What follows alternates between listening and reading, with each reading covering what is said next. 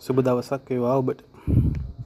අදත් ඔසුතුරු විසිතුරු විශේෂාංගය තුලින් කතා කරන්නේ ඔබ මේ දකින පාවට්ටා ශාකය ගැන.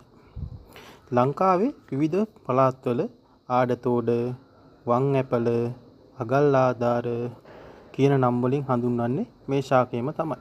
ඒ වගේම වාසක කියන සංස්කෘත වචනයත් මේ පාවට්ට සඳහා භාවිතා වෙනවා. ඇකැන්තේසියේ උද්භිද කුලයට අයත් වන ශාකයක් ලෙසත් මෙය හඳුන්වා දෙන්න පුළුවන්. මෙය අඩි 3ත් 8ත් අතර උසට පඳුරක් ආකාරයෙන් වැඩෙන බහුවාර්ෂික ශාකයක් ලෙස දැක ගන්න පුළුවන්. ලංකාවේ විතරක් නෙවෙයි ඉන්දියානු උපමහද්වීපයට අයත් බොහෝ ප්‍රදේශවල වැවෙන ඖෂධීය ශාකයක් තමයි මේ පාවට්ට කියන්නේ. මෙහි ඖෂධීය වටිනාකම් බැලුවොත් මෙහි කොළ, මල්, පොතු, මුල් ඖෂධ වට්ටෝරු සැකසීමටත් කෙලින්ම ඖෂධ පිණිසත් භාවිතයට ගන්නවා.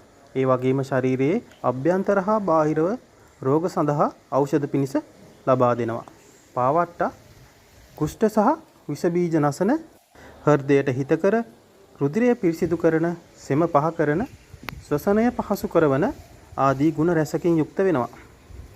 වාසක පැණිය, වාසාරිෂ්ඨ, වාසාපානය වැනි ඖෂධ රැසක් නිපදවීමටත් පාවට්ටා යොදා ගැනෙනවා.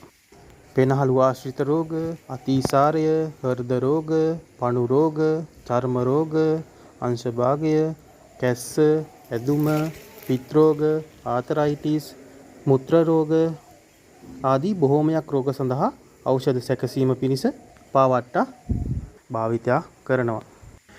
අපි දැන් බලමු පාවට්ටා ඖෂධ පිණිස භාවිතයට ගන්නා අවස්ථා කිහිපයක්. පාවට්ටා මල් පොහොට්ටු මදක් වේලලා උණු වතුරට මිශ්‍ර කරලා පානය කිරීම පෙනහළු ආශ්‍රිත සෑම රෝගයකටම වගේ ගුණදායක වෙනවා.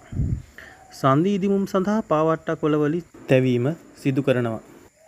කුෂ්ඨ සඳහා පාවට්ටා අමු කහ එක්ක අඹරලා ආලේප කරන්න. ඇදුම රෝගීන්ට හා කැස්ස රෝගීන්ට පාවට්ට කොළ ඉස්මාරගෙන සූදුරු, ඉඟුරු, රතුළූණු යුෂ දාලා ලිපේ තියලා හොඳින් කවලම් කරලා පැණි පදමට අරගෙන ලිපෙන් බාලා නිවුනට පස්සේ දිනපතා උදේ හවස තේ හැන්දක් වගේ පානය කරන්න පුළුවන්.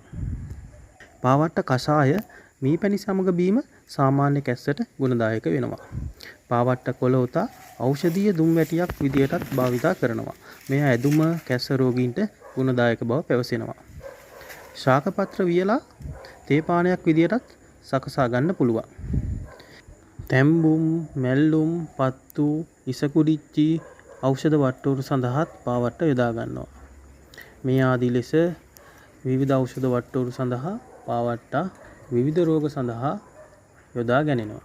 පාවට්ට ශාකය ඉතාමත් වටිනා ඖෂධ ගුණයෙන් හෙබි ශාකයක් බව දැන් ඔබට වැටහෙනවා ඇති කියලා මම හිතනවා. තවත් මෙවැනිම ඖෂධ ගුණයෙන් පිරි ශාකයක තොරතුරු සමග තවත් වීඩියෝකින් හමු වෙමු. වීඩියෝ හොඳ නම් ලයික් එකක් දාලා ෂෙයා කරගෙන යමු.